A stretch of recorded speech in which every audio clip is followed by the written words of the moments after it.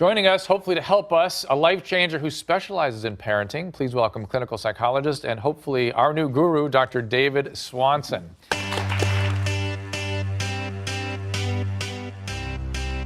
Dr. David Swanson. Dr. David Swanson. Dr. David Swanson. David Swanson is a clinical psychologist, father of 3, and the author of Help My Kid Is Driving Me Crazy, the 17 ways kids manipulate their parents and what you can do about it. You say when setting a curfew for your kids or deciding on a curfew for your kids, 3 things should come into play: your child's safety, better interest, and situational happiness. What do you mean by that? Yeah, these are our 3 innate parental desires. All of our, us as parents, what we want is our kids to be safe. We want to look out for their better interests in the future and see them be happy. And whenever we try to set a curfew, what we see is that they're not happy. So this creates a conflict. But as a parent, you should always put safety first and better interest second. We may have already lost him. I mean, I don't know how to fix it.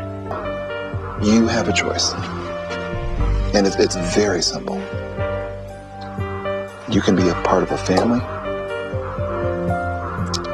or you can be a part of that salon. And there's no in between. Yes. When I was talking to Dr. Swanson, it felt like I had somebody on my side. It feels like my prayers have been answered. And I thank the Lord for actually listening to me.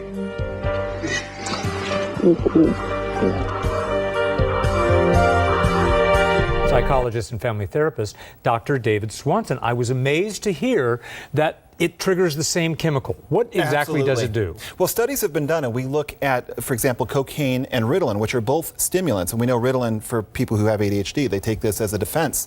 And video games. And there's an area of the brain called the basal ganglia, which is partly responsible for dopamine production. And when you look at the 3 of these things and the excitatory response in the brain, you see that video games and cocaine look alike, whereas the Ritalin, another stimulant, is the outlier. If you do, though, have a full-blown tantrum underway, how do you react as a parent? How do you get that under control?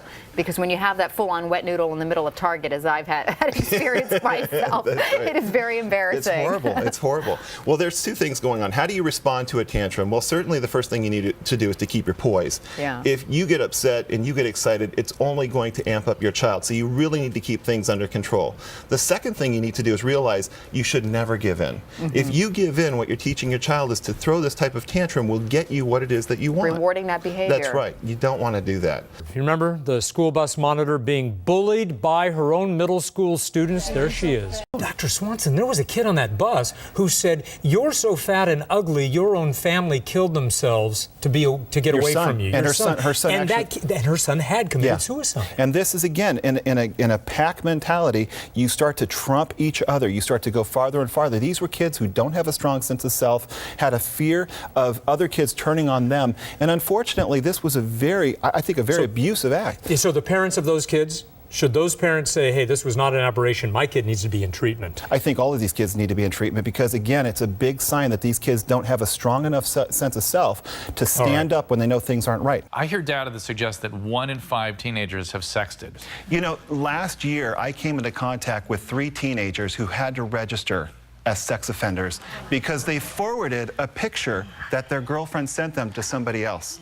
We're giving kids the opportunity and the tools to basically take pictures of themselves online. And by the way, I'll bet you didn't know that there is chat roulette. Have you guys heard about this before? Chat roulette. Oh, yeah. Okay, and what this is, our kids are going online and they're chatting with people randomly. And basically what this is an opportunity to basically have cyber sex. And so a lot of kids are now exploring their sexuality online, not just through sexting, but also through this. And so what ends up happening is this stuff can very easily be captured, the videos, or the video online. And what do you think happens to that? If we're going to give our kids the tools, you need to teach them how to be safe with them, how to use them responsibly so it doesn't come back to bite them in the future.